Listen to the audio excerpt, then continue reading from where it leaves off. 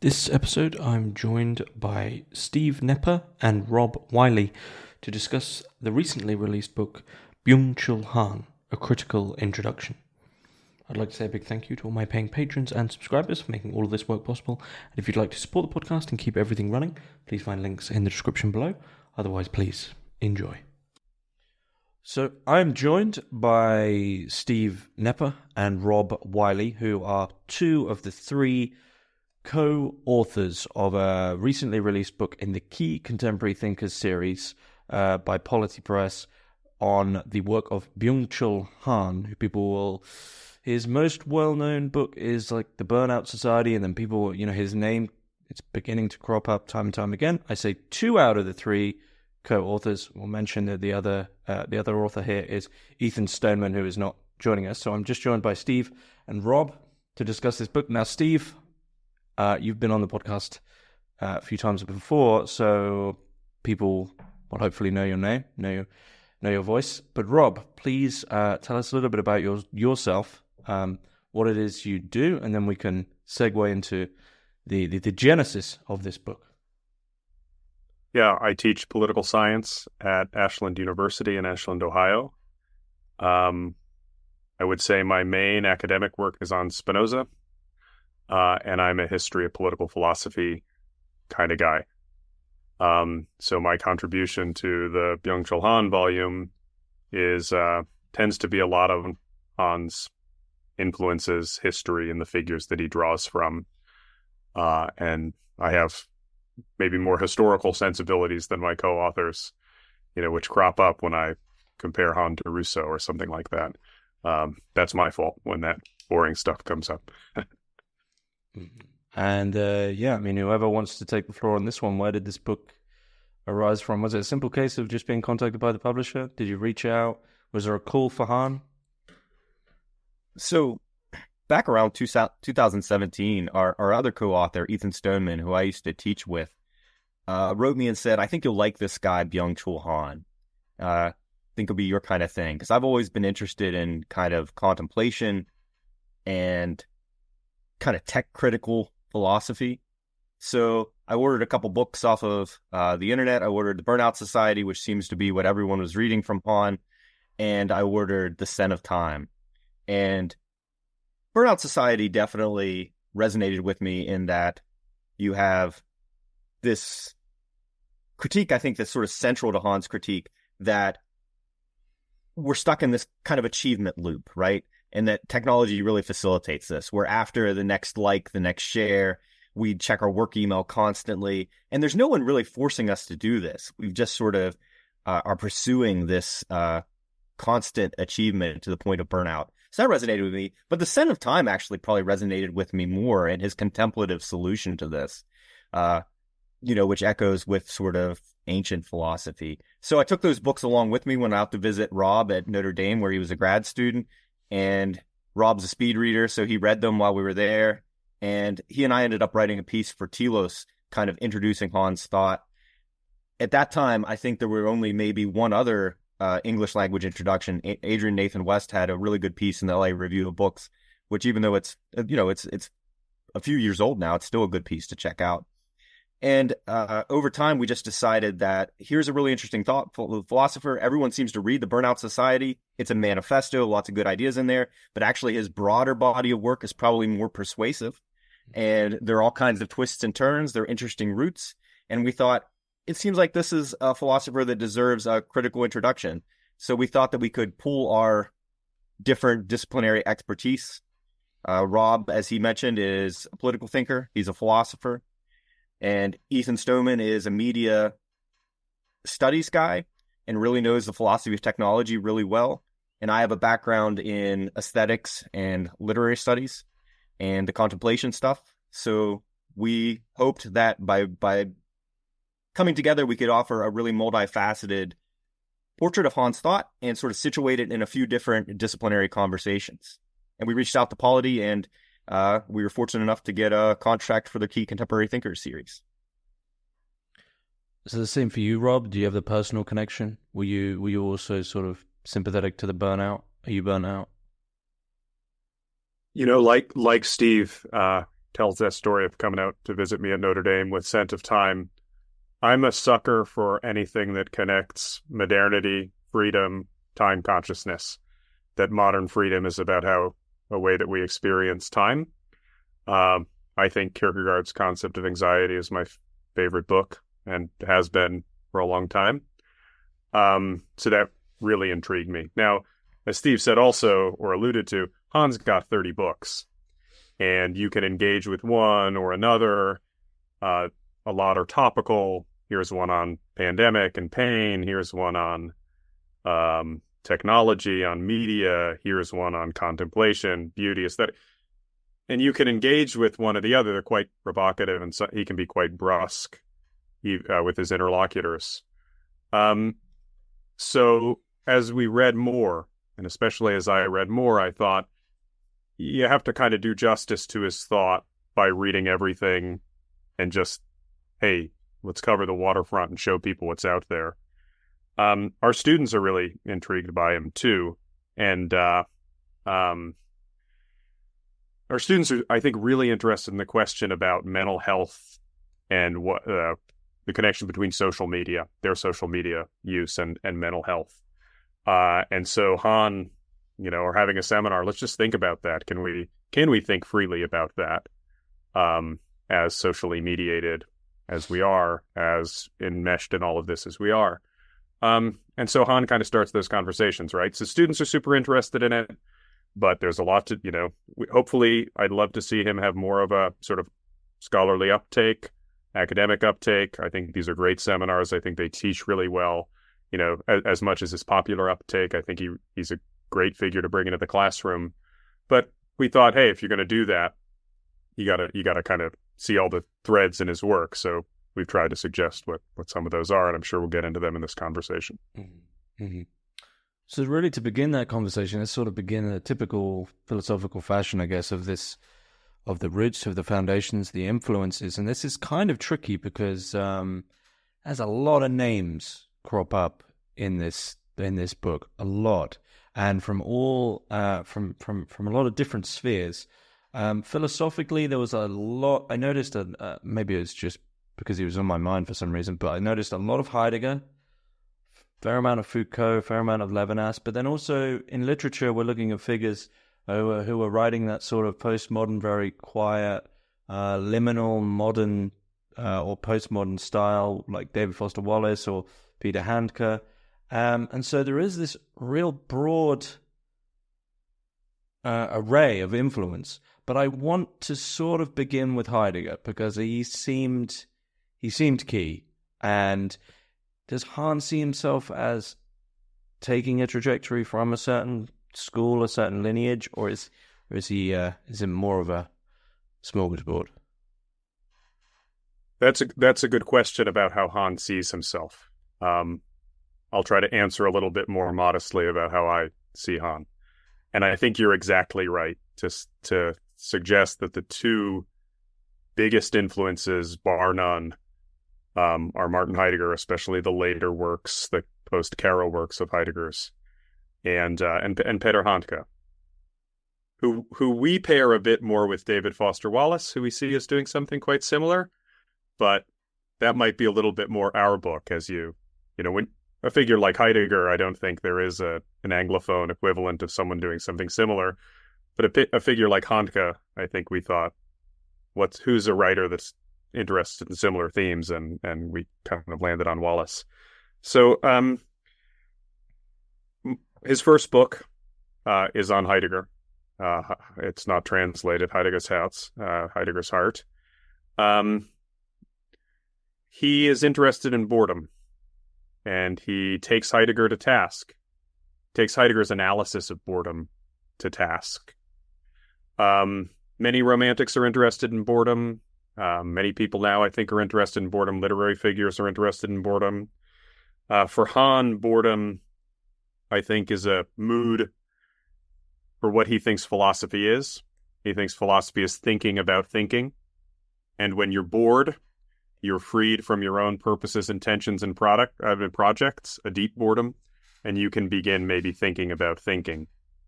I think Han is more sanguine or more sees more potential, or sees boredom as more fecund than Heidegger did, and thinks that anxiety is always there for Heidegger, or fate has to come in for Heidegger.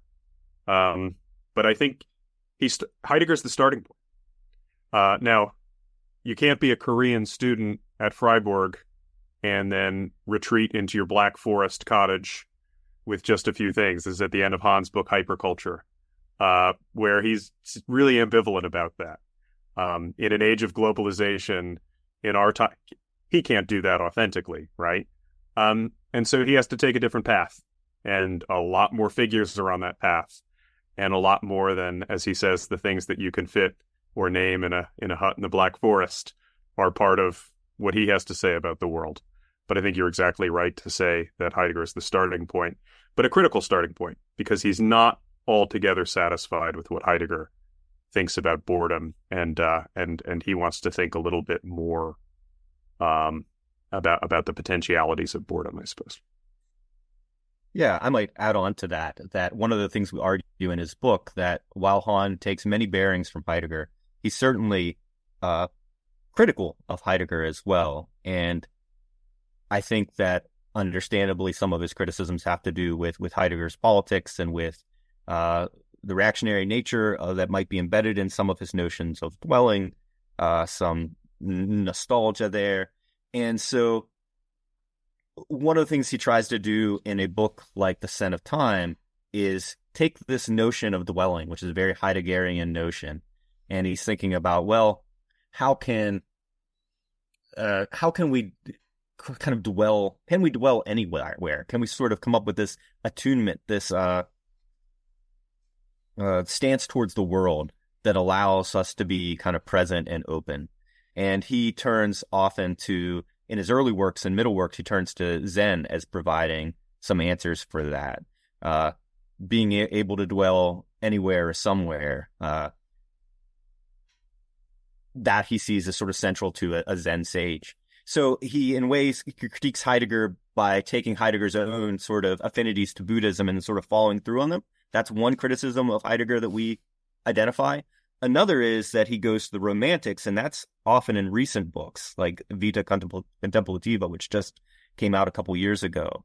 And he finds sort of resources for a renewed stance towards the world in Romanticism, too, but in a way that sort of rejects some of Heidegger's politics along the way.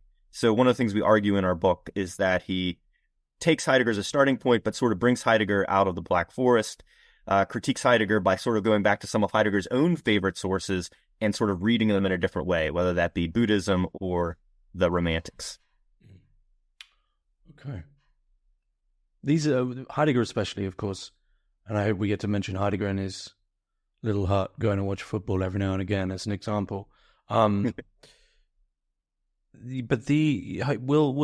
we'll come back to that. I want to dip into boredom as it's been mentioned, and I want to just throw something in to see where we go with it, which is, does contemporary boredom differ for Han in relation to historically speaking? Because it seems to me he's writing a lot about modern technology.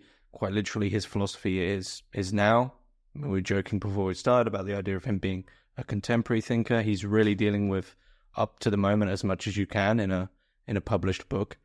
But what I see, especially with the notion of burnout, is that as you go back in time, people are working 6, if not 7 days a week, 12-hour days, etc., less free time. And as we move into our modern day, our contemporary situation, especially those of us in the West, we have sort of an historically anomalous amount of purely free time, where you wouldn't even think about, I don't know, going to wash the clothes, because before that would have taken 2 hours to get the scrub board out. Now we just bung them aside. We now actually have pure free time. And from this, does a new kind of boredom arise? Like a difference between, I'm really bored of doing this job, but I have to do it for specific empirical reasons. Like it's boring to wash your clothes. But boredom, like pure boredom of, I actually have nothing to do. Is there a distinction there? So I don't think so. I think what Han calls profound boredom is the same in all places and times. Now, I'll say that in my own name, and I know I slipped something into the book, so maybe, I don't know if Steve and Ethan, who can be critical of Han in different ways than me, they might have different ideas here. But I was able to slip in something like, ostensibly Basho made way for the same fleeting, impermanent scattering of things in the 17th century and Dogen centuries before him, that whatever the deep boredom that the Zen sages had and the deep boredom that Cezanne has, favorite painter of Han's, who he thinks melds into things, I think it's all the same.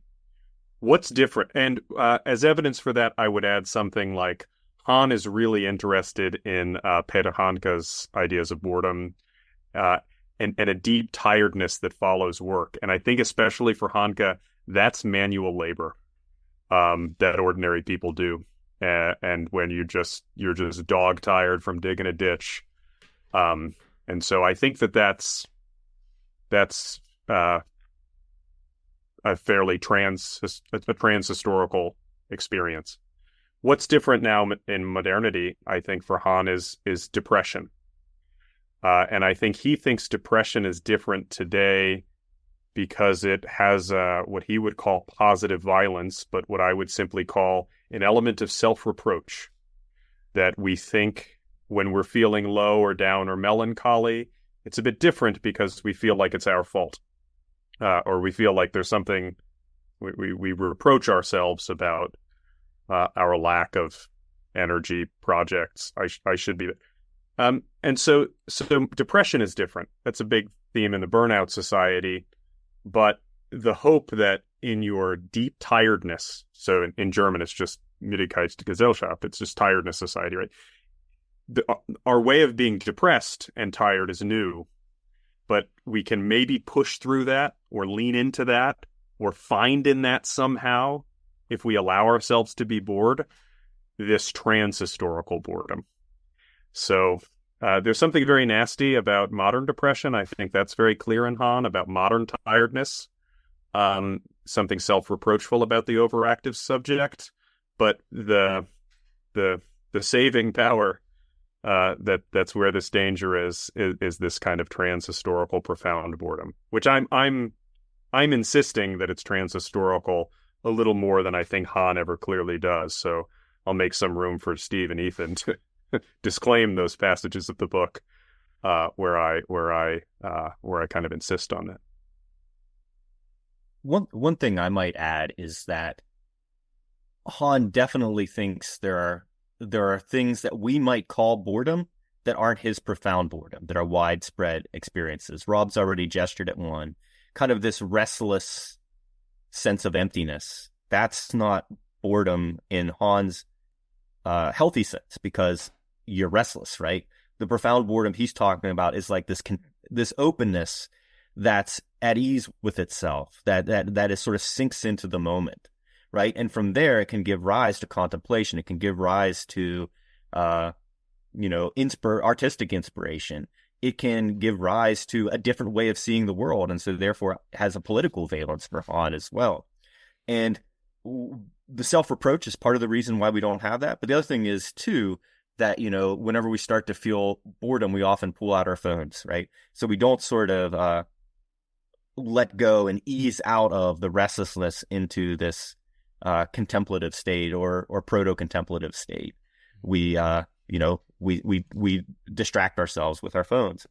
And the other thing I would say is that one of the points he makes in the Burnout Society is that we can stay in a state of burnout kind of limping along for years, right? So people can feel very, very worn down and yet never sort of achieve that release into a profound boredom that's generative for Han, but it's kind of truly restful, right? Truly restorative. Even our weekends become anxious, So, I mean, I think that's one of the things he would say. I think he would say that there's this proximity between, we have by historical standards, all this kind of free time, as you point out, James. I think that's a great point. And we're kind of often sort of burn out. So we're like right there on the cusp. If we could just sort of let go of the restlessness, let go of the self-reproach, kind of let go of the ego and kind of just sink into now in the moment and open ourselves to the world and others, which doesn't take effort as much as it just this dilation that he sort of associates with profound boredom. So, in the book, we make much of Hölderlin and Heidegger saying, where there's the danger, there's the saving power that grows too. I mean, I think in a book like The Burnout Society or The Set Out Time, one of the things he wants to say is that, okay, you've got the society of tiredness and of boredom, or tiredness and burnout. Can you sort of flip the switch or sort of let go enough to ease into this profound boredom that would be restorative and sort of not if you're binge watching, not if your response to your with everything is to, infinitely scroll or binge watch or something.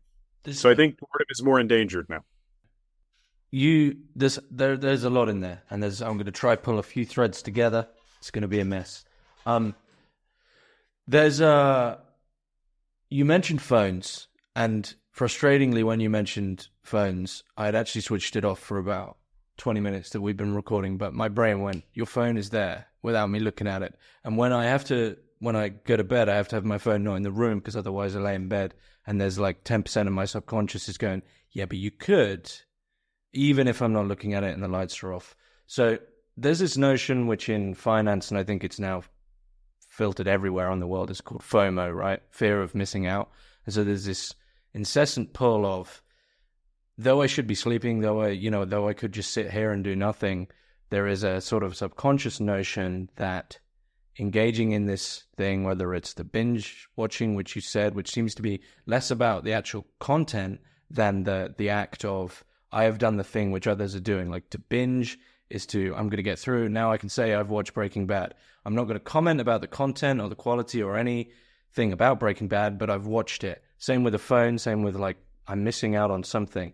And the other thread I was going to bring in there, it seems like the Heideggerian notion of time, where, the future is pushing you from behind and the past is in front of you, has become a bit confused. And so in missing out on something, we're missing out on this elusive future that when you go to it is infinite and never puts down anything you can actually grasp.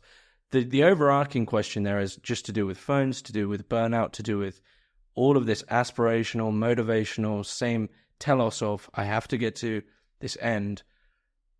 Before we get to the end, whatever that might be, this weird telos that we formed in modernity, what is this strange Leviathan, empire, I don't know, what egregore that is pulling us? What is this weird force that keeps getting us to head into aspiration, head into burnout, head to the phone, head to Twitter, I need another episode of the series before, it's 3 a.m. I need another.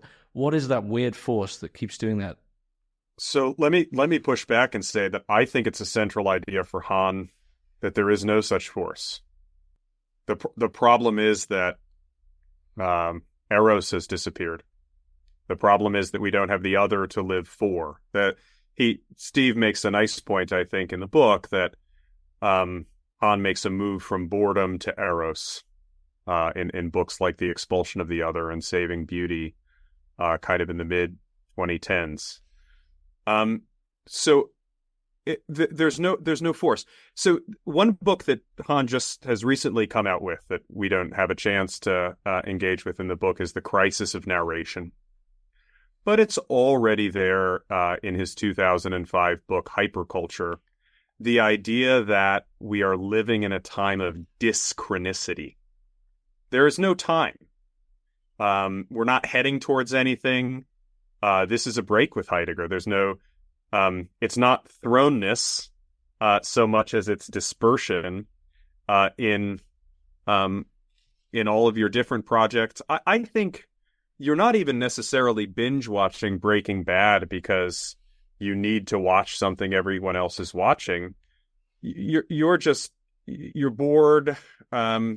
You're tired of working, and you want mindless entertainment. So you plug in, and it does become part of your. I think that's right. It does become part of your consciousness. I know one of your big concerns, James, is about the category of the human in Han. So this is, I think, a big.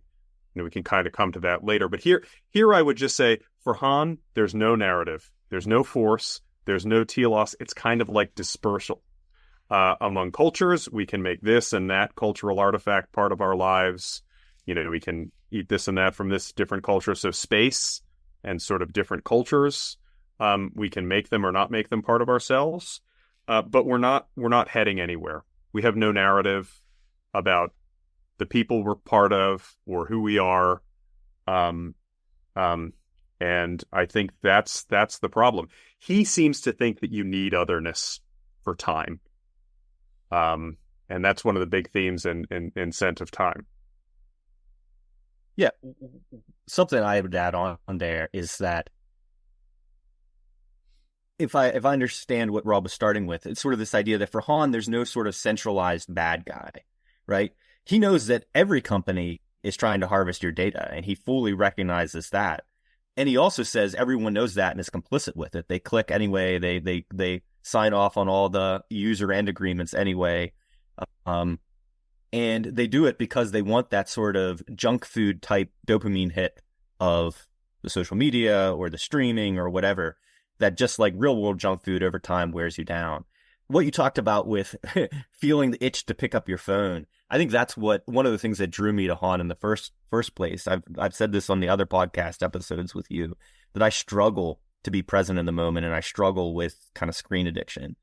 I'm not as tech skeptical as Han. I mean, I met you on the internet. I think I formed some real friendships, which I'm not sure he thinks you can do online. I think you can, and I think you can find some community of sorts.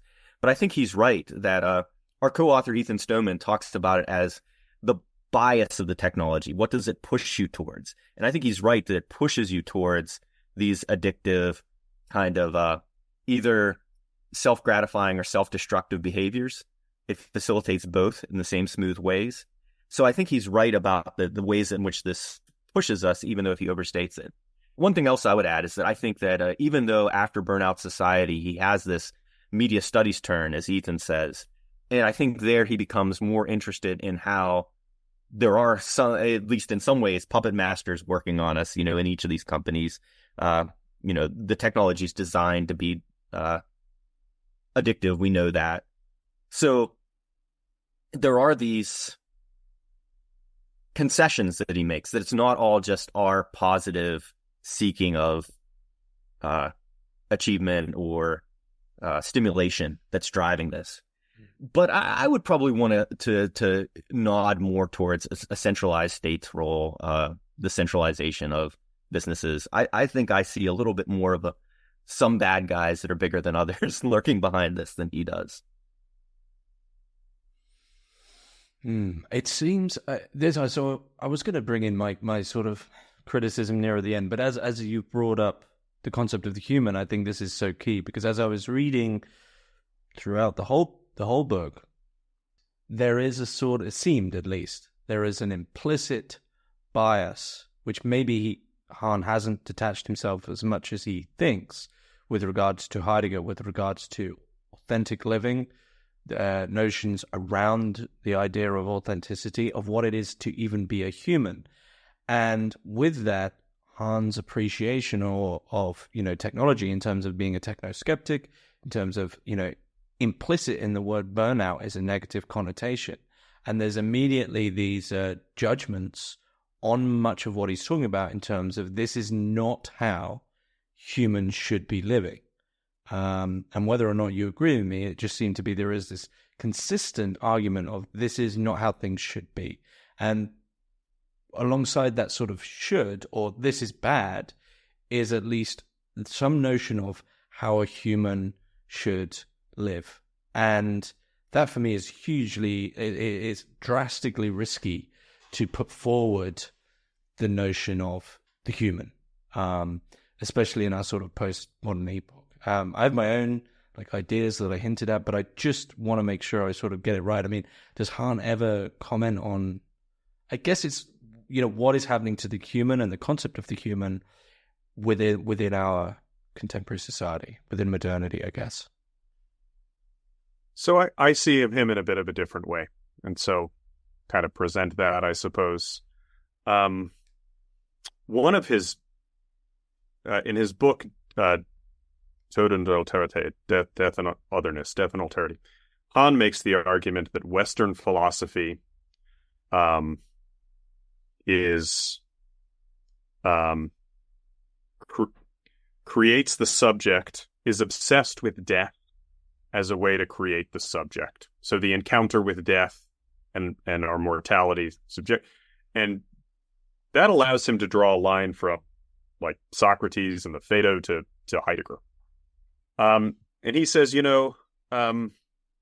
perhaps we should be friendlier to the world. He calls this the central concept, in our correspondence with him, it's the central concept of his thinking. Because Western philosophy is too obsessed with the subject and this encounter with death that creates the subject. And the problem that Han sees is that simply that we get tired of self-making. It's tiring to make ourselves subjects, and you only have so many years to live. What are you doing with your life? Make something of yourself. This is exhausting, and it also somehow makes you less receptive to the world and others. And when this becomes your totalizing frame, you're in for a kind of self-defeat. So I don't necessarily I think Han is trying to accomplish a post-subjective turn that he thinks Heidegger has in fact failed to accomplish. That makes sense. I would also say that when there is a concept of the human. It appears there's a recent piece by Dylan Belton, who makes a similar, in the Church Life Journal, who makes a similar argument about Han, especially in the Burnout Society, where animals have this harassed unrest and deep contemplation is human. I think that, but I'm not sure how much we should stress this. Han will talk about the need to, for example, humanize capitalism, or tame it, or civilize it. But taming and civilizing and humanizing are a kind of bundle that are always there. And I think what he's doing, and friendliness is the main term here, I think what he's doing is trying to stop our furious self-exploitation that leaves us shattered and worn. And sometimes it's a humanistic register or language, but I'm not sure how much we should really attach ourselves to the human. Why? Because one of the ways that Han is really interested in scent, because smelling things requires duration, and it's the only one of your senses that requires duration. You can't smell things in a flash, or you can't have a sequence of different smells. Every fraction of a second, you have a different. It requires this sort of. Now, it's the least developed of the human senses. So I'm not sure how far I want to go with that. In some ways, and then in Vita Contemplativa, I call it a kind of deep cosmopolitanism, but we need to think about the membership of rocks and trees and, of course, animals in the world alongside us. So there's something that's not.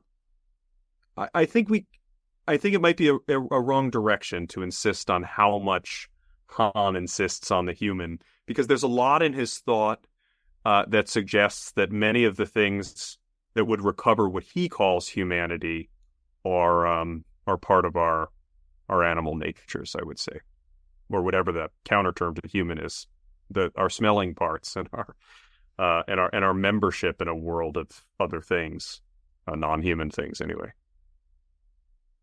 Yeah, one of the things that can be frustrating about reading Han is that he does seem to have these at least apparent contradictions.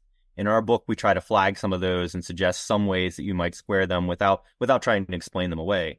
So, for instance, in one place, he'll say that touch is the most demystifying of all the senses. But in another place, he'll talk about the healing touch, of, like when you're sick and someone, holds your hand or something like that, or the caress of the lover that just sort of shoots electric through your body. And, you get the sense there might be some things going on with translation there, but he's clearly, it seems like when you hold those two together, talking about two different senses of touch.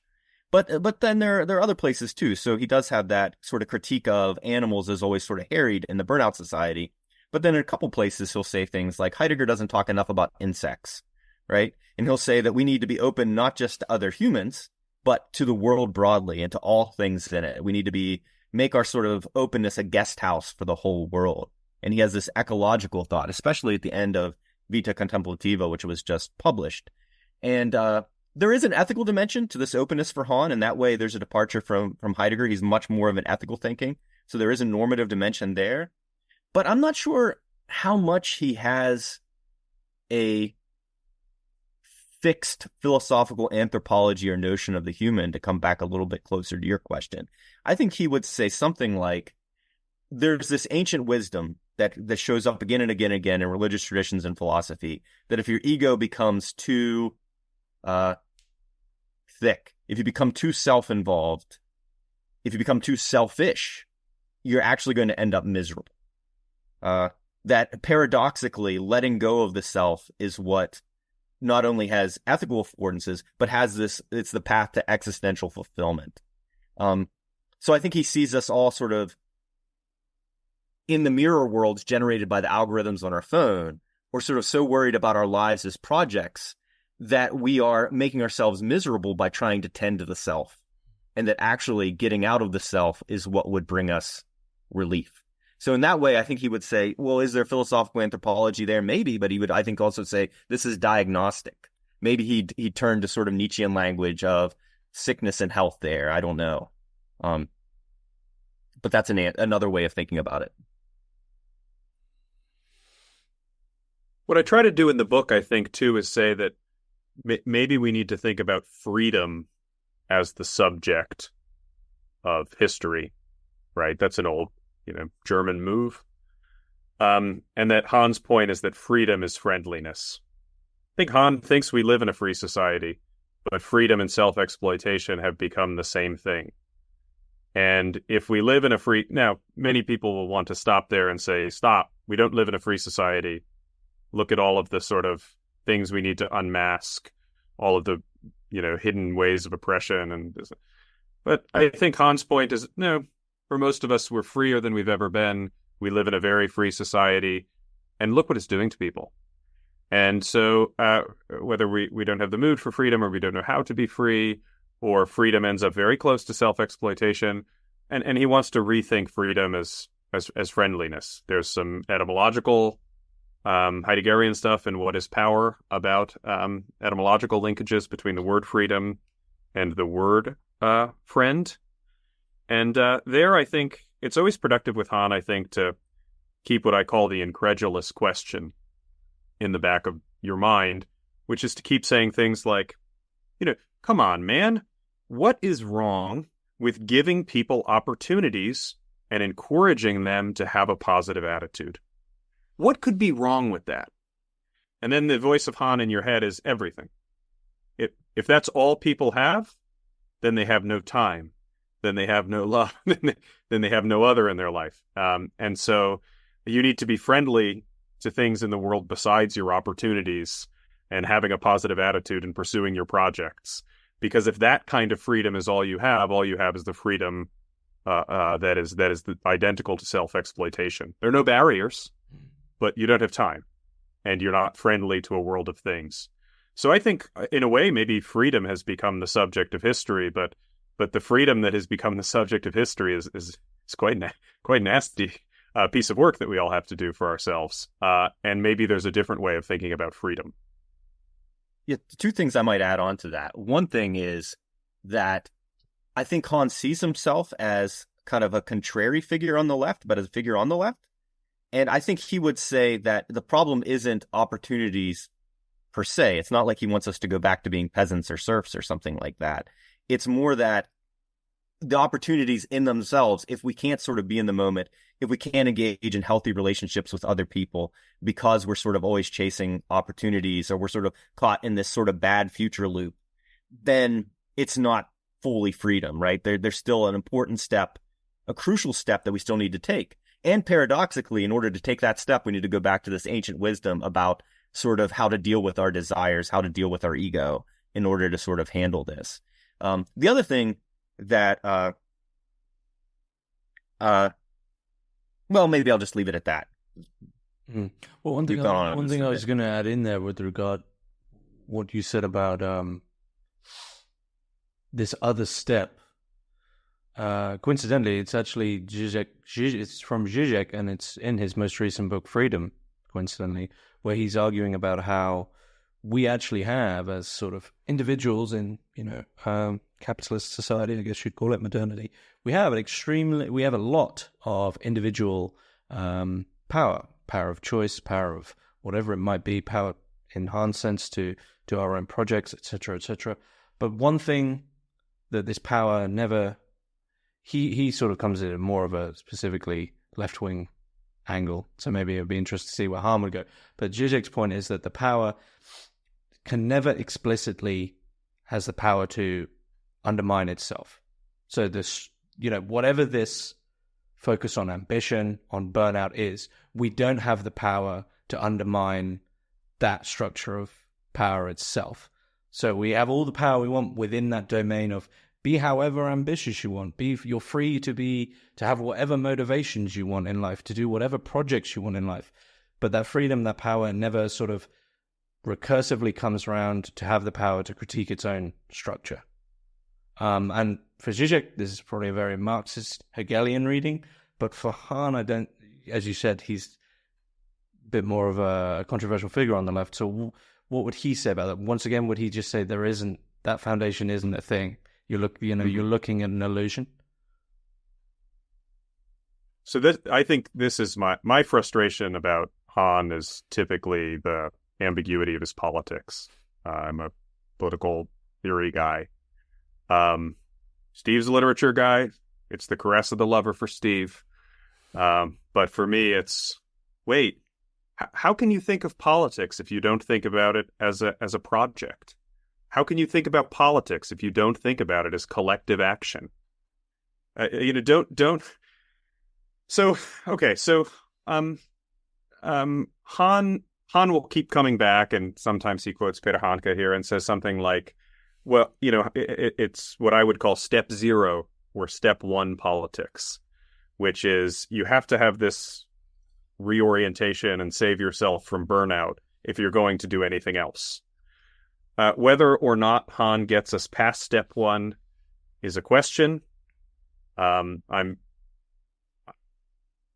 taken by the seriousness of his critique enough to believe that you can't get to step 2 without step 1. You need to save ourselves from this burnout for people to, and there's a great tradition of contemporary thinkers who've been trying to politicize mental illness and mental health. I think about people like Mark Fisher or Guattari.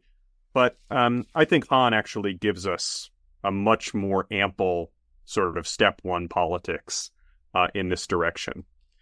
Now, as for step 2, we need to take power and think about how to design society. We need to take power and how to reconfigure things. Han doesn't give us much there. Why not? One reason is because I think he's very critical of Foucault. And Foucault, I think, often ends up being the thinker of the disciplinary society that Han thinks, no, we don't have all of this negativity. We don't live in this this world of schools and prisons and factories. We live in this world of gyms and social media, and power is very permissive, and it's all self-exploitation. But he agrees with Foucault that with this sense that there's just a physics of power. And I would say this is another place that he's not particularly humanist. There's power out there, and it flows as efficiently as it can. And if the stock market goes up and there's empowerment for as many people as possible by allowing people to do whatever they want and buy whatever they want, and just stimulating and encouraging them to do and to buy, and if that makes if self-empowerment is Now, this is peculiar in a way because I think, and I pointed this out in the book, in another part of the book that Steve and Ethan might want to disclaim a little bit. I say, he could simply agree with Hayek that this is a totally spontaneous order. He could sit that, and that makes him a very odd figure on the left, where I think he thinks he belongs, because I don't think you would find any other thinker on the left say, sure, why don't we concede that it's a spontaneous order in a purely free society where everyone does what they want?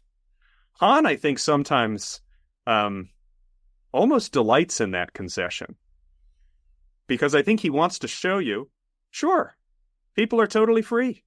People are able to pursue their projects. They're freer than ever. And look, right? And it's actually freedom. The problem with Hayek is he has a rubbish idea of freedom. I mean, I think that would be Han's argument. And more important than showing that Hayek is descriptively wrong about the world, because actually it's structured and there are powers of oppression and it's, subtle structural violence and we can unmask it.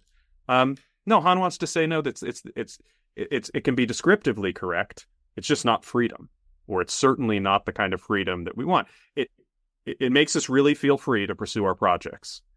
We kind of experience, when we embark on a new project, when we have professional success, when we get promoted, when an illustrious podcaster with a great show invites you on to sell your book, you feel great.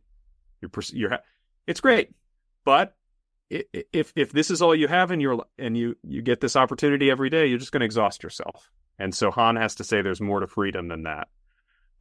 So yeah, it's a very contemplative, very abstract, very philosophical critique of capitalism that doesn't involve anything on the sociological level, and in fact has to remove those things to make this case. And that's why I think he's an odd critic of capitalism. I'm not going to say left, or because I'm not sure about that, but he's a quite odd critic of capitalism in that way.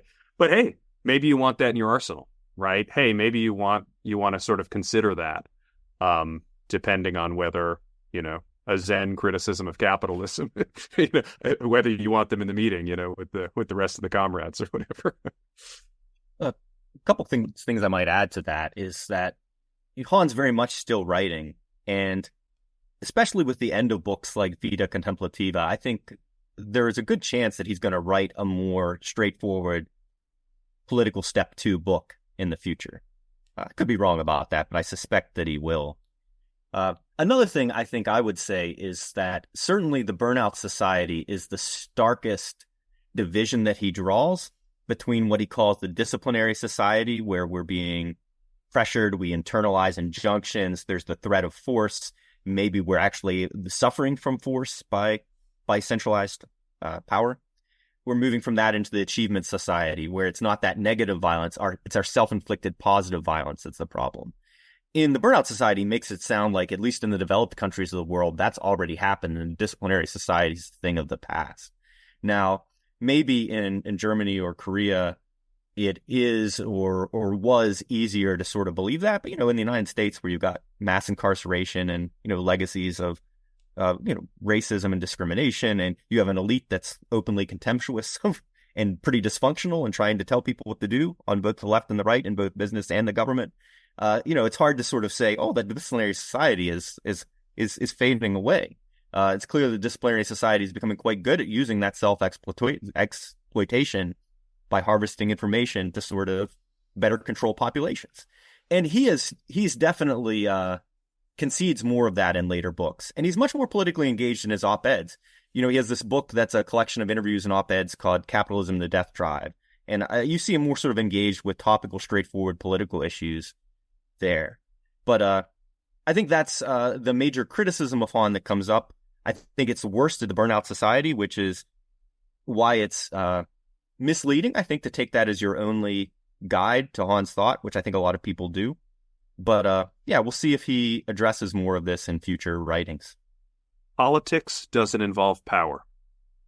He writes that. Yeah. He says politicians just give you what you want. That's not from the Burnout Society. So here, I disagree with Steve. I think is more optimistic about the kind of politics that Han could develop that a political theorist would recognize as collective action, what we do in politics. I think he can only give us something that would make politics possible again, but I don't think he can go on after the critique. I don't think he has. I don't think he has that up his sleeve. And I think to do so would be a real, he's giving us conditions of the impossibility of politics. A lot of political theorists do that, by the way.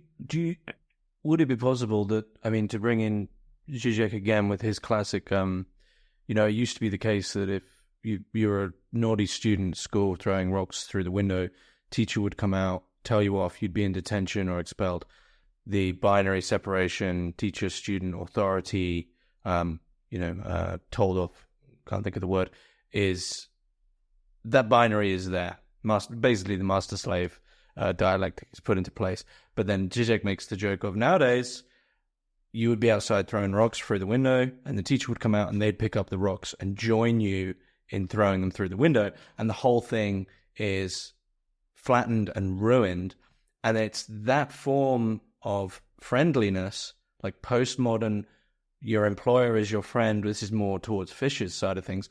That form of would that be a bastardization of Han's friendliness, which is actually sort of completely deflated any way to engage with power, so you can't even see where power is? Because, as you said, he says that politics does not involve power, but at the same time, even though there's this elusive, strange power, people are still following fashions. People are still, collectively agreeing with, we all agree with this, and yet you try to get to the root, and you go back to that flattening of teacher and student, of boss and employee. So everything is flattened, so you can never get to, well, hang on, who's taking responsibility for this? Where's the agency that is at the foundation? That seems like a strange form of friendliness there. Here, so I don't think Han would call this friendliness because it doesn't involve the other, it's the same. And Han's terms that he'd use here are certainly positive and negative. And Han would say, no, that kid out there throwing rocks at the window, we really know that they have a self-esteem problem because so we need to empower them to do something more constructively. Hey, what do you really want to do? Maybe we do. Maybe breaking windows is really a great project in life, and we can help them build we have these smash rooms in America. I don't know if you have them in the UK, but you can just go and break things. Yeah. So maybe this kid's an entrepreneur, right? Maybe we just need to facilitate this in an empowering way. And Han thinks that all of our politics are sort of glassy politicians who are just promising you, I'm going to put more money in your wallet. I'm going to empower whatever you want it to do. Friendliness is different. It's not the sort of totality of the same. Here, Han is quite close to someone like Baudrillard, I think, although there's another figure he can get quite brusque with. But I think Han would say something that friendliness requires another. Someone that you have to sort of make space for the appearance of a mysterious person who you want to know more about, who is utterly different than you. I won't get into the school context because that might be a very creepy example. Better that the student falls in love with his teacher. But this for Han is more. Friendliness has to require this otherness. Or friendliness earlier on in his work, and I still think is a kind of boredom, the way he thinks that boredom is sort of friendly, where you feel yourself sort of part of the world, and that in some way he thinks is very rejuvenating. So our problem is that we can only positive reinforcement, empower people, but we put the hamster back on the wheel, and that's really exhausting. And so if freedom is only about self-empowerment, it's only about self-exploitation. And that's his sort of problem. I have to read this new Zizek book because it sounds like there are going to be some great, Zizek is also someone that's like Han. Very few philosophers are actually, I think, trying to write for popular audiences, right, and reach them, which I tend to think is a failing of philosophy. I've never bought the idea that simply being, impenetrable, scholastic, and academic is a sort of mark of your quality. And so, but that sounds like a great engagement that I hope to hear more about. Yeah, on that, I think one of the things I like about Han is the philosophy as a way of life approach. He sees people struggling to understand the world, struggling to live in it, and he wants to write books that help with that. He says that explicitly in, say, an interview with a Korean newspaper back in 2013. I think that it's a couple things could be said about your school window example. One is that Han sounds more conservative and more communitarian in that he rues the decline of manners and good etiquette and sort of treating people with respect and with a little bit of decorum. And I think that that's one thing he might say about the window. The teacher might help throw the rocks through the window, but does the teacher stay around and help the janitor clean up afterwards? I mean, that's an interesting question, right? How much is the openness dilating out into sort of a true friendliness in that situation? I think, to switch the example, Han is maybe at his best when he's talking about things like company programs where they're trying to help you become the better you by giving you this sort of team building exercises or these efficiency workshops. And it's like, oh, it's all just about making you a better person and helping you sort of thrive and build your career and build a better work-life balance, when really it's not so subtly encouraging you to give more work, to work more on off hours, to be a more sort of pliable employee. So I think he's very good about those kind of things. And I think he would say that kind of workshop is possible, and that kind of boss that seems like they're always encouraging you when actually, the subtext is that they're driving you for more work, is only possible if we sort of flip the switch in a lot of jobs where it is this positive sense, well, I can do this and I want to do this. This is part of my life project. So I'm going to sort of go along with this and play along with this instead of just facing up to the fact, no, my work's trying to get more work out of me. So one thing I want to clarify just before I make a larger point, because I see sort of three directions with regard to this spontaneous order, which is sort of the elusive cause. What does Han have? He seems an elusive diagnosis. But what's the prescription? Does he have a prescription for the negative aspects of this spontaneous order? So for him, a negative aspect, I think, could not be spontaneous. Spontaneous order, right, is obviously not Han's view. I'm just trying to say that Han thinks that capitalism or the market is when Han talks about positive power or positive violence, he simply means what comes from us, our self-esteem projects that shade into self-reproach. And then the mechanism there is that we simply have a finite capacity for empowerment. And so as we empower ourselves, we get tired. And we're all really tired of becoming ourselves. It's just exhausting. So no one's doing anything to you. You're just tiring yourself out. And Hayek has simply forgotten that the market is exhausting or freedom is exhausting. What should we do? What should we do, though? And we're stimulated because empowering ourselves is making money for other people. So this is all sort of facilitated. Steve's right to say that in psychopolitics there are people making money off you empowering yourself, even on Han's picture.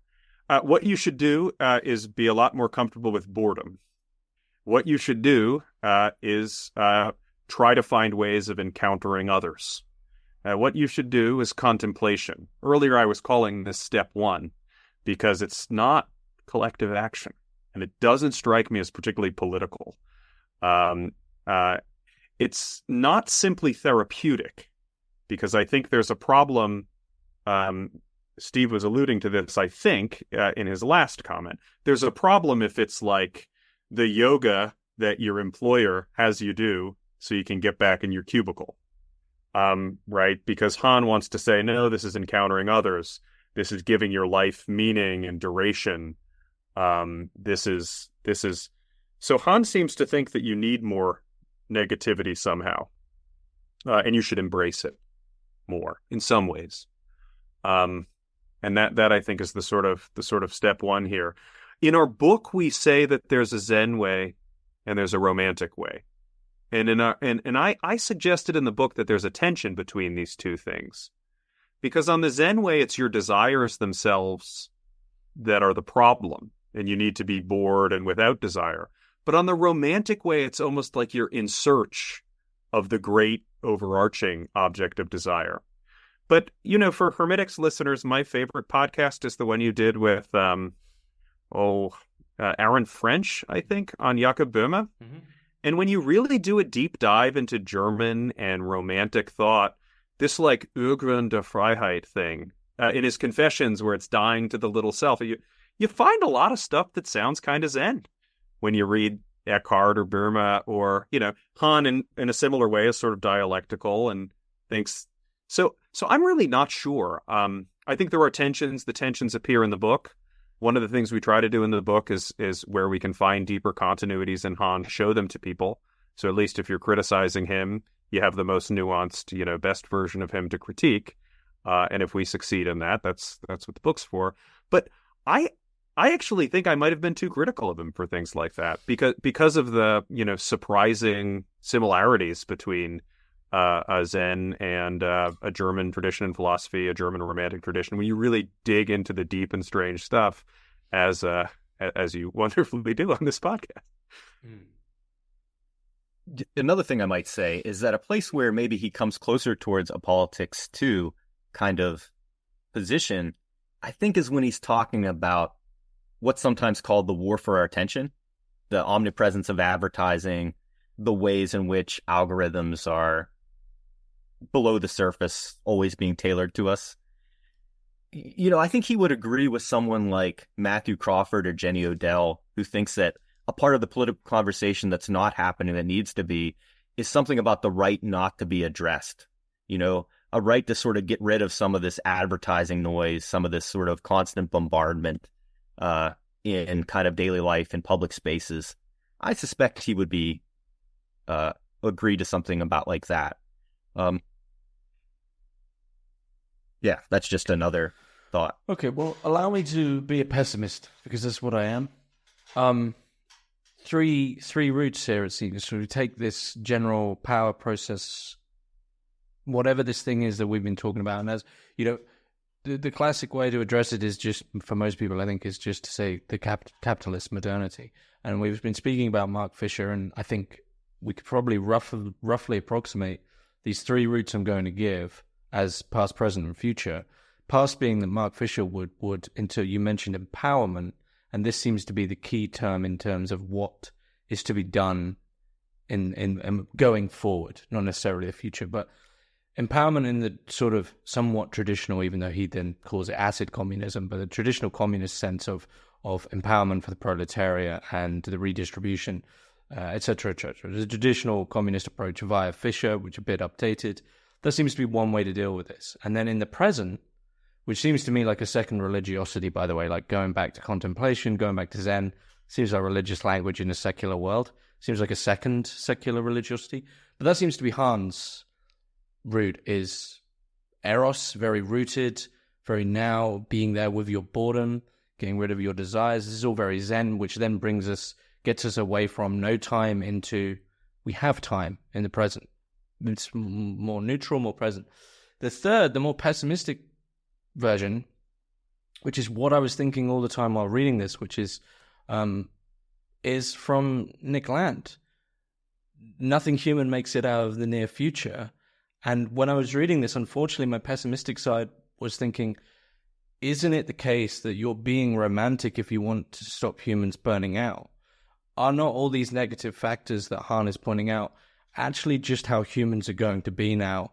And we are sort of more so we're the inversion, something is inverted, and we are really now just pawns for a much bigger process.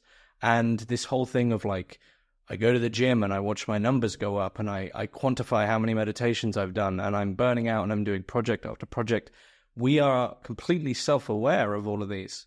I noticed at the end of almost every interview I do, I ask, what are you working on next? and we were all completely aware of our symptoms, as Lacan would say, and we've just become pawns for whatever that power process is.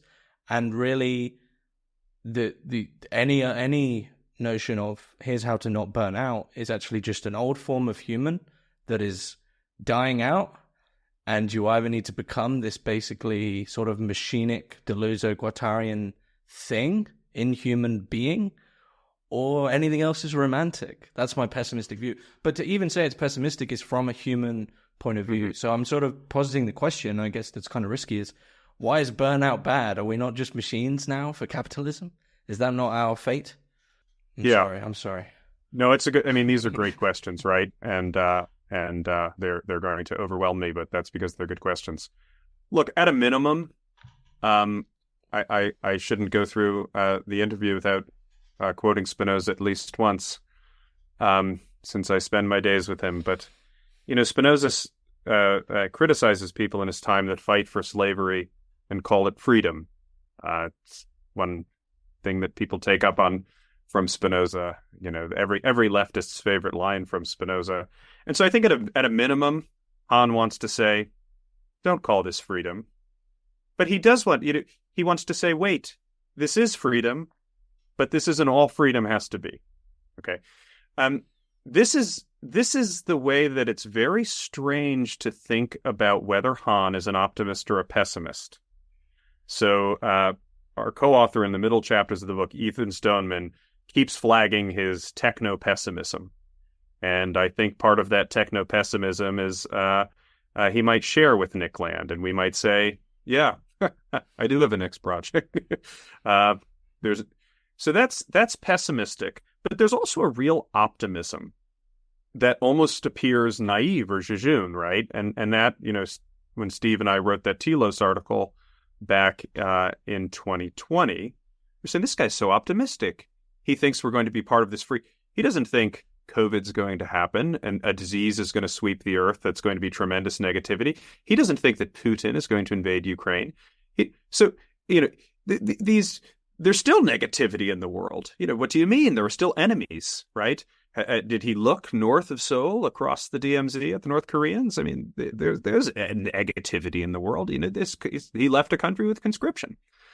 So he's so optimistic to think that we're heading towards freedom, but so pessimistic that the freedom we're heading towards isn't really freedom. We shouldn't call it freedom because in some ways it's self-enslavement.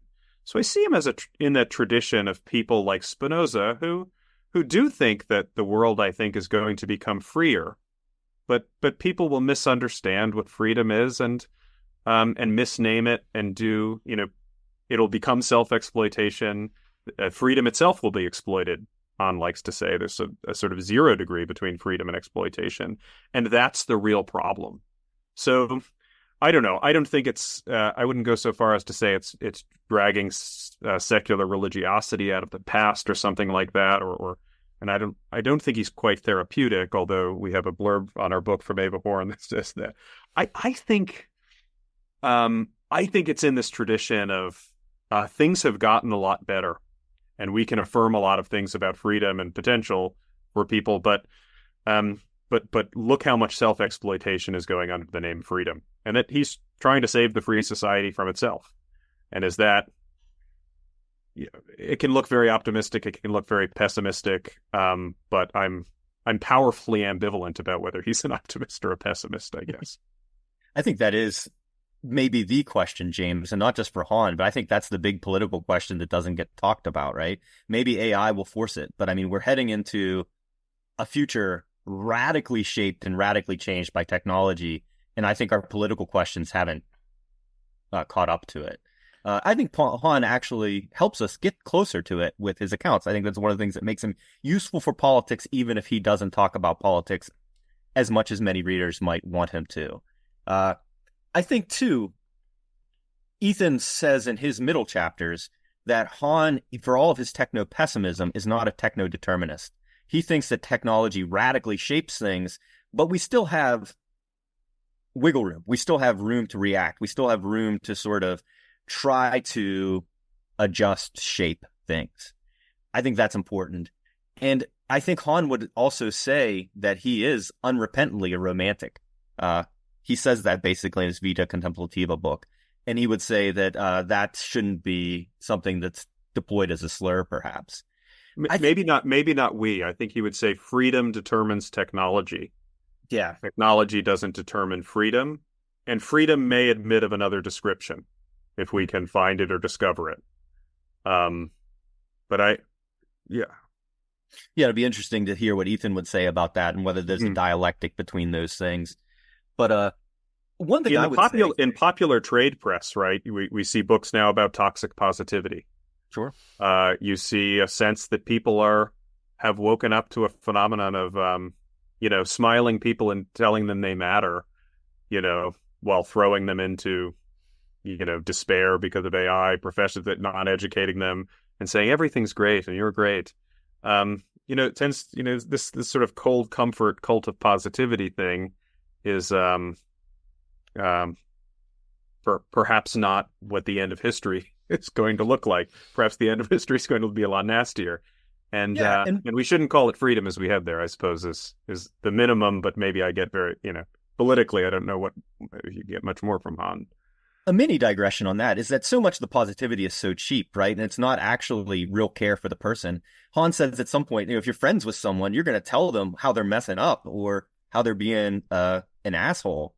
And, they're not going to want to hear that, but that's what friends do, right? So he's almost got this Aristotelian conception of friendship, I think. And so I don't know, Steve. I think you're just friends with me. That's why you say that. Maybe so. But that's just an aside on that, right? I think that he, like most of us, senses how cheap a lot of the positivity is. And it's not really, there's not real care underneath that or real sort of moral thickness. The fact that that's the first example that comes to mind is so offensive to any friend of yours, Steve. Well, also, I would say with that, I've known Americans who are all very upbeat. It's Han needs to spend some time in Great Britain, I think, to understand, what real, if you hear a British person say something's great, that's real positivity right there. It's rare. It's a rare event. It was interesting. You mentioned it right at the beginning, and you've mentioned it just now. The end of history, right? Everyone laughs at Fukuyama, this notion of the end of history. But on certain levels, and the West, it does seem like we've got there. And I think just to draw in Han on one thing that I think is a technological and will then be a political and sociological foregone conclusion, because even though all the humdrum about AI is largely nonsense in terms of singularity, it's going to take every job, a lot of it is very close to being good enough to being beyond the automation paradox. So all right, a more automated checkout takes 4 jobs, but the market keeps up. An automated accountancy software suddenly takes 10 million jobs. That's when you're beyond the paradox, and that, in my own opinion, I do believe that UBI is a foregone conclusion. So maybe the end of history will be when there is quite literally tens of millions of people who suddenly have all the time in the world to just be themselves. And then we'll say, you need to read Han right now. Yeah, I think he'd be I'm very sympathetic to Fukuyama in that way. If I could say something, I've been quite critical of Han's ambivalent politics. What's the politics here? But there is a way that he is very friendly to grand narratives as something that can structure lives and the collective lives of people. I would say that Han's critique is that we all live on, increasingly 7 billion people will live on in their own timelines with nothing to cohere and not heading towards the same thing, right? And maybe there's something of that with if we admit a thought that goes something like these techno-optimists that think AI is going to mean, UBI and whatever sort of Marxist utopia will be ushered in by the end of work, and that's everyone a bad doing thing. You will get what if you do get everything you want? I mean, that's the worst. That's a bad. For Han, I think all the time in the world, and you get everything you want. But the people that believe that are living in different times than the people that dread it, and I think Han thinks individually we're all doing any of us that are thinking and writing and broadcasting and publishing on AI are we've just made part of our projects explaining this to other people, or the other ways you might capitalize off of AI, how you're going to use it.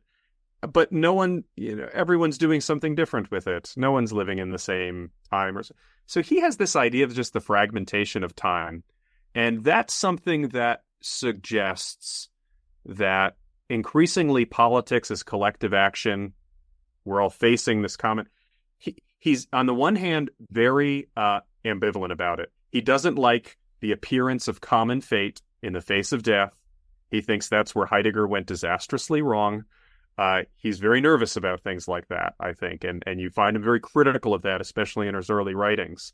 And so he doesn't want sort of common fate in the face of death, political cohesion, the sort of stuff that might draw a nation, a language group, maybe the political right together. But he also doesn't like not having a narrative at all for people. And so is there and then maybe I should be kinder to Steve, since you know what he thinks of me now, and say that maybe he does have another act, Han, where he can maybe provide us some thoughts about what a collective politics would look like, as far as it putting us in the same time, facing the same problems, without being sort of Heidegger's time consciousness, and the way that the fighting collectivity is brought together by the presence of its mortal doom, or the extinction of the people, or something like that. So one of the things that I like about Han is that he's just such a contrarian, right? And sometimes contrarians really do bring out things that have been hidden or obscured, right? So he'll say something in the disappearance of rituals that, oh yeah, you think that the loss of traditional religious practice has just been emancipatory? Well, let's look at all the things that have moved in to fill that void, and then let's look at some of the good things that ritual brings. Or he says, okay, now we live in a society where we want to abolish all pain. Well, that's impossible. And if that's your mindset, then you're not going to have any resources to provide people that are still going through pain. So you're just going to put them in hospitals or nursing homes and ignore them because they're living what you said is impossible, which is a life of pain. So, I mean, he has these contrarian moves that I think are making important points, even if, sometimes he overstates things, or maybe he whiffs in some directions. But I like that about his thought. That's what he thinks theory is, just a clearing of differentiation. So theory can make new things possible. He kind of gives himself carte blanche, I think. That's an agony of Eros, for the kind of simple dialectics, overstatement, hyperbole. If it gets you thinking in a new way, fine, he does it, I want to say that there's a philosophy behind that that's consistent. And so sometimes when you see him make these theoretical moves, you got to see where he's coming from. Sometimes it seems, I think, quite unfair. Why are you beating up on Baudrillard? He's so close to what you're doing here. But then I think when you see the contemplation piece, where it's coming from, how it's about our sort of mood, and he's a more kind of consistent thinker, and you can see where you should disagree with him on the more fundamental things, because those explain the sort of theoretical moves that can appear weak or overstated. But as Steve points out, also, get people thinking maybe in a different way than they would. And in the case of the Burnout Society, a way that people are increasingly thinking about our positivity culture, about labor as, the blending work and play, as Ethan Stoneman calls it in our book. It's come back to your question, James, about the future. I think that account of theory that Rob just mentioned, and he always situates that in relation to big data. He says in the age of big data, of aggregation, that the role of the true philosopher, the theorist, I think he would say is the true philosopher, is to cut through all of that and come up with a new formulation, a new way of seeing things. Mm-hmm. And because of that, because he believes in that, I don't think that he sees the future as fixed. I think he would probably agree that all of these technological forces are going to shape the future. The future, we can't have any simple return to the past, but there still are possible futures, not one in which we're locked into, right? And he's optimistic about theory in the face of big data in a way that Nick Land isn't. Yeah. And then he tries to do it, right? He tries to write these books that are 80 pages. Anyone can read it, right? And I think if you buy into the Nick Land critique, this looks like so much of a quixotic effort. But that's the optimistic side. But you'd have to be pretty techno-pessimistic to think, well, now this is the task of theory. Go try this. So things are pretty dire. That's his techno-pessimism. But I think the way he theorizes, the way he writes, the books he gives us are because I think he thinks they could make us think about freedom differently. And I struggle to be an optimist. and so working on Han's ideas or thinking through Han with students or something like that, I like to emphasize that hopefulness in him. His most recent book, right? The Spirit of Hope. Yeah, I struggle to be an optimist too, even though I think I sound upbeat. And I think at the very least, what Han gives us, maybe like a late Adorno, is some practical tips about how better to live in the maelstrom.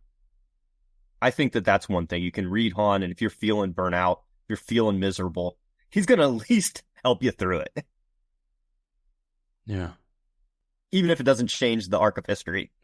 Is there anything either of you would like to add about Han that is key? Obviously, the problem here is, what was you saying, 30 books? He's written 30 books, so, it's tough to get everything in one. Right, and I think we've done a good job sort of digging into some of the fundamentals of Han. Maybe haven't been able to cover the waterfront as much as we do in our book, where we try to deal with every single book, his critique of media, his critique of technology, the aesthetic piece, and Eros. We've talked quite a lot about boredom earlier, a little less about what he thinks Eros is. So, yeah, there's a lot more. He's writing these things, and even his new book on hope is sort of, I think in a very real way, just like a little bit ahead of the conversation we're having here. Is he a pessimist? Is he an optimist? How can you hope in the face of the problems of big data and the way that freedom appears in our time, which has sort of bedevils these sort of societies. So, yeah, there's a lot more Han we haven't talked about. I hope he's a thinker that people get excited about, obviously, and I'm excited about. But yeah, as Steve mentions, also he's still writing, and he's writing things that sort of respond to questions. I think even some of the questions that have come up in our conversation today. I think one thing I might say at the end is Burnout Society, great book.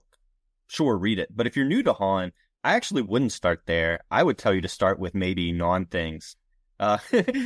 Maybe our book, but something in Han. But I would say you start with non-things. I think that it's one of his more recent books. It has a lot of his sort of sharp critiques of technology. It has a really kind of funky part at the end where he talks about his apartment having nothing in it but a grand piano and a jukebox. So you get like a little bit of an autobiographical angle. And I think it sums up some of those earlier points about contemplation, open some new territories. I think that it's actually a better entry point than the Burnout Society sitting in 2024. Well, it seems like a good place to finish up. I'll be sure to put the links for the book in the description below. And thanks to you both. I would ask what you're both working on now, but we're all going to take time. We're just going to meditate and contemplate. No, either of you got any big projects which are soon to be released that you'd like to talk about? Or are you now taking a sort of break? In the spirit of Han, I'm just going to let things where they are. Cool. It's a trap. It's a trick question. No, I found enlightenment, man. It's summer. I'm cool now. There we go. Well, yeah, right. Steve Knepper and Rob Wyllie, thanks very much. And all the links will be in the description below. Thank you both. Thanks, James. Pleasure talking to you.